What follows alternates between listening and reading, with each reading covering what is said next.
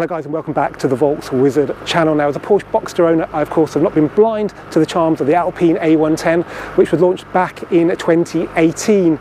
But unfortunately as a new purchase, they're very hard to justify over buying a new Boxster. However, because the Porsche barely depreciates on the used market, things are somewhat different. To put things into perspective, my 2014 Porsche Boxster GTS would be about £50,000 from a Porsche main dealer with about 30,000 miles on the clock.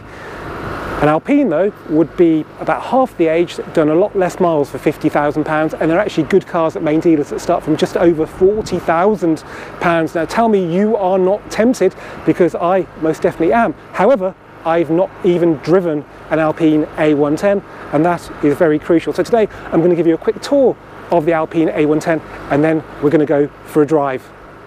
Okay, now unfortunately I don't have a used Alpine A110 to show you. I've got this brand new S model that's about £70,000. The base price is 60. In typical press car style, it's got about £10,000 worth of options. There's also a GT model which is around £60,000, and there's actually a brand new base model you can buy for £50,000, but you're probably going to spec it anyway, so might be better off to buy an S or a GT depending on your taste. Anyway, this will give us a flavour of what the Alpine A110 is all about and whether it is a decent rival for the lovely Porsche Boxster. Now straight away, I do like the colour. It's quite an unfortunate name, fire orange. The spoiler is not something I've ever seen on an Alpine before, and it gives it a bit more muscle. Do I like it? I'm not so sure. It looks a bit tacked on. It's carbon fibre as well. Maybe it would look better with body colour. That could just be me. Other than that though, it is a nice design. There is no getting away from the fact this is a cool car. And I think it takes a Boxster GTS really to rival it. Any of the lesser models just don't have the same appeal of this car. Every time I see them, I get super excited, particularly if they're in that blue, but I actually consider this fire orange as well. So yeah, with the spoiler, it looks meaty. It's got a carbon fibre splitter down there as well. So they're obviously trying to beef it up a bit. There's been a distinct push with the Alpine brand recently, not least because they're in Formula One now as well. And they've got a great product. They've got Michelin Pilot Sport Cup 2s on here as well. That's a statement of intent from Alpine. So I think we can all agree it's a good looking car. I mean, look at that. That is seriously cool. But there's more to it than looks. Let's have a look at the inside then. So let's just have a good poke around, because Porsche Boxsters are pretty, good when it comes to quality. What have we got here then? We've got these sort of metal frame seats, which I'm sure are a sporty element of this S model. We've got the quilted sort of Alcantara. A bit, I don't know, I'm not so big on this chrome here, but yeah, it's definitely it's making a statement for sure. We've got stainless pedals and dead pedals as well, because this is only available in automatic, which does surprise me for a purebred driver's car that's the journo's darling. To have just an auto seems strange, but it is what it is, and my Boxster's 7-speed PDK, so it is a fair comparison. We've got paddles in the Italian style attached to the steering column, not the steering wheel. How do we get on? Well, this plastic quality is pretty poor, to be honest. Speaker design, not a big fan of it. Don't really like the pedals and all that aluminium down there. This is a very French sort of Renault-y stalk, I think, and all this as well. But you know, they have made an effort to make it look special though, so you've got to applaud them for that. Let's get in and have a closer look. Actually, before we do that, let me show you the boots, because the thing about 981 anyway, or actually all Boxsters and Cayman, is that they're super duper practical. So the Cayman has got a big boot at the back,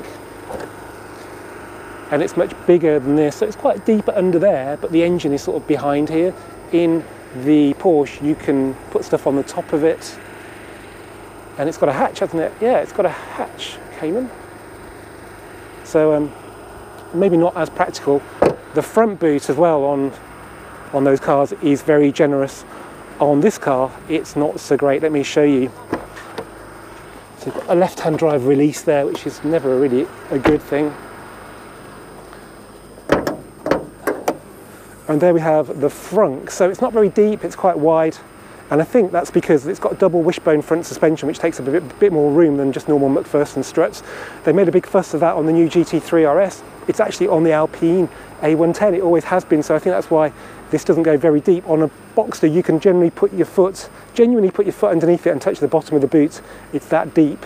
So, and my worry would be that if you put a bag that's bulkier than this, you'd rub a lot of the paint off the bottom of the bonnet. That does happen on Boxsters, but it's going to be a lot easier on this one. But I reckon that's the shape of a reasonable suitcase, so at least they've thought about the width of it. Okay, let's get inside and see how it feels to sit in an Alpine A110. It's making a lot of computer gamey noises to me. I'm not sure why. So in here, it feels a little bit more cramped. These seats are very restrictive, but they feel supportive. Steering wheel's a little bit busy with all the chrome and stuff. Let's press start with the starter button. And there's a naughty little pop. Yeah, it does sound real as well. Down here the switchgear it's okay, and all this, I think it's possibly plastic. Yeah, you wouldn't buy this over the Porsche for quality of materials anyway. Alcantara's a nice touch, takes your eye off the relatively cheap plastic down there and down there. Alcantara up the A-pillars as well and on the roof, so yeah, it's making an effort, that's for sure. We've got a digital instrument cluster there, which looks okay. I'm sure you can configure that somehow, but I don't know how. Things like the electric window switches just look like they're off a Renault Clio. But if you're into driving, you won't worry about this kind of stuff. I really don't like that metal footrest down there either. It looks really quite peculiar. And the mats,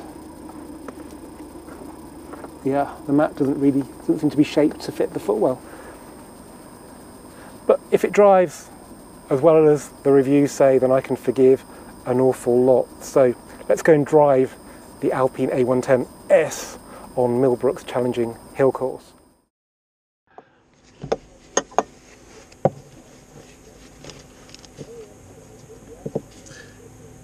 Okay guys, I just thought I'd talk you through the driving of the Alpine A110 because it's my first time in this car.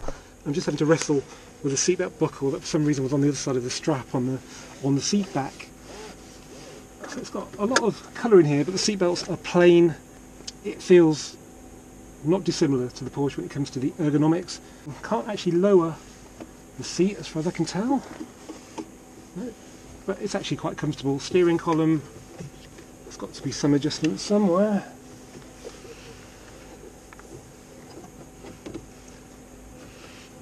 Ah, there it is, deep down there. So yeah, that's in the highest position. We can go in and out. So actually, yeah, it was pretty good already. Alcantara steering wheel. Always love an Alcantara steering wheel. Big starter button here. I actually haven't seen the key. Is this the key? I don't know. It's in the slot on the centre console. And yeah, a fruity pop. It's a 4-cylinder, but 300 horsepower. So same as a Golf RS was before the 8 came along.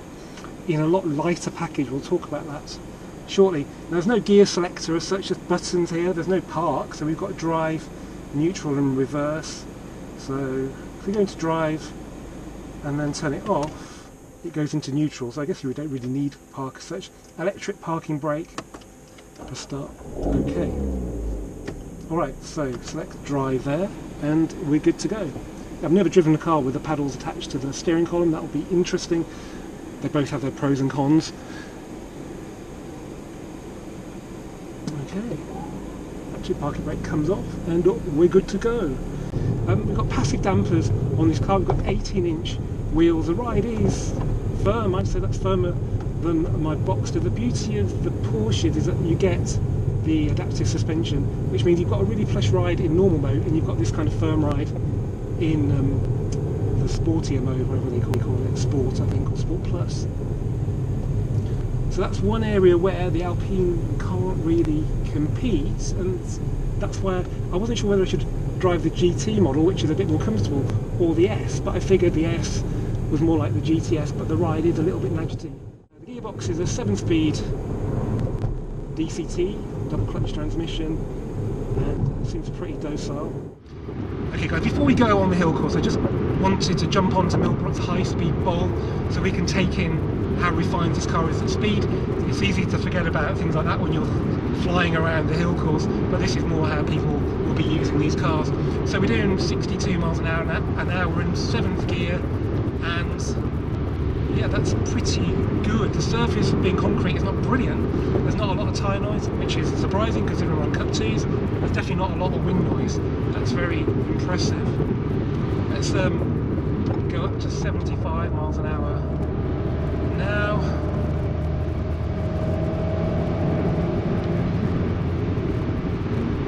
And still, that's yeah, for a sports car, that's really good. The engine's got some tone to it if you get into the accelerator, but for steady speed cruising, that's, yeah, you could definitely do a whole day driving down to the south of France in this for sure.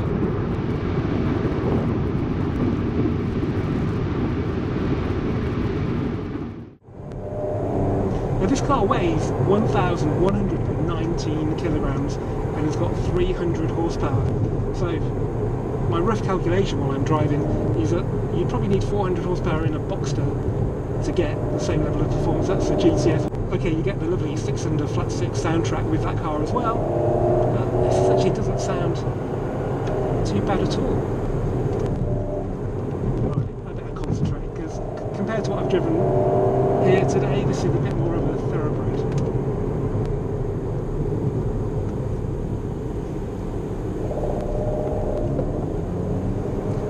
The track's nice and empty. That's quite late in the day. Just using the pedals.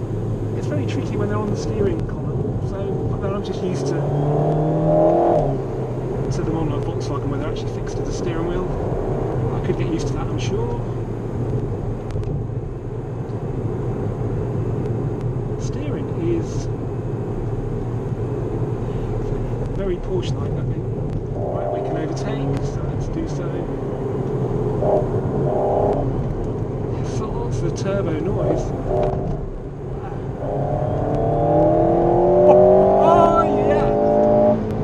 Those brakes, so we've got very big brakes I think on this model, and the cut 2 tyres by the way are optional. They're about 600 quid. Do you need them? Probably not for the road, but I'd want to get this on track, I think, judging by how it's performing right now.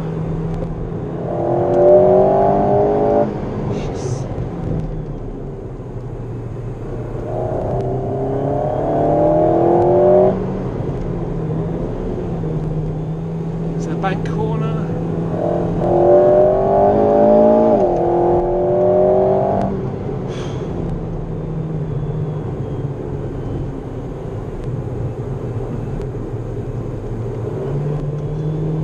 So you've got a really favourable power to weight ratio, and most importantly as well, it's a light car, so it feels so agile in the corners. This corner, which is a bit of a white knuckle one in all the bigger cars I've been driving today, just feels it still feels terrifying in this car. Right, we've got a big heavy Mercedes EQS in front of us. That's not going to take off, are we?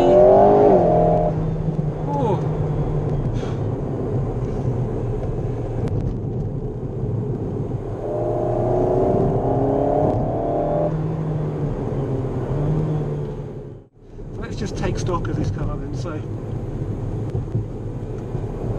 it feels small, it feels light, it's really torquey. I haven't really revved it out yet, I think, so we'll do that on the next lap. 0 to 60 I think is 4.2, so yeah. And we have the GT model in front of us, so this should make a nice convoy.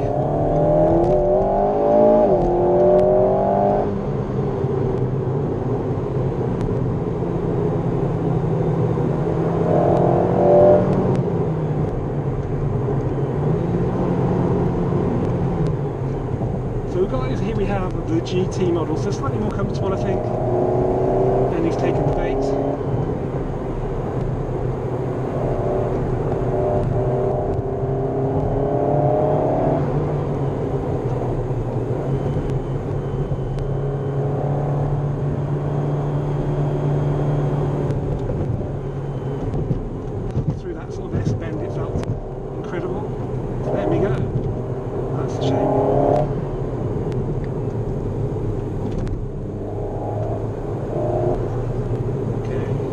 Clear road then, tight corner, power on, exit. What a little dip there where it felt, well, it felt super composed, but you just never know.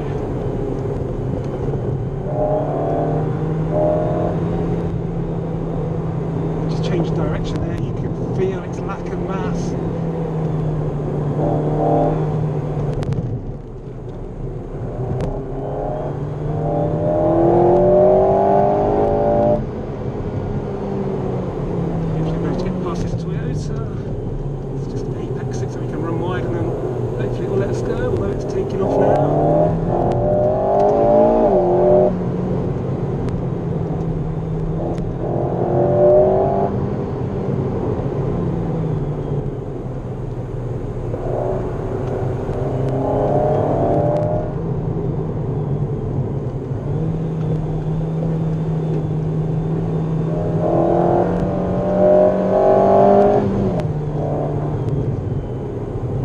Bloody YouTubers. Anyway guys, I hope by the way I'm reacting you can tell what I think about the Alpine. As I said, I don't think as a new purchase it kind of makes an awful lot of sense to me. You may disagree, I haven't looked at the finance deals, but as a used purchase with the peace of mind of a dealer warranty as well for 40 something grand, it's a very, very special car. And no getting away from that. A normal Boxster or a Boxster S are not a sort of rival when it comes to the specialness of this car. And you never see them around as well. I mean, Porsches, not that common. They are in some parts of the country, but I can tell you how many Alpines I've seen now, and it is really just a handful. So you're part of a very, very exclusive club. This car drives, I do not know why it is so exclusive. Anyway guys, as ever, thank you for watching this Volkswizard video. Merci beaucoup. We're in a French car, so if you've enjoyed it as much as I have, please give it a thumbs up, please do comment, please share. As ever, please do subscribe and let me know what you think about watching me review other brands like Alpine. And if you want a more in-depth review of this car as well, then let me know or contact Alpine and see what they say. And yeah, thanks for watching. See you soon guys.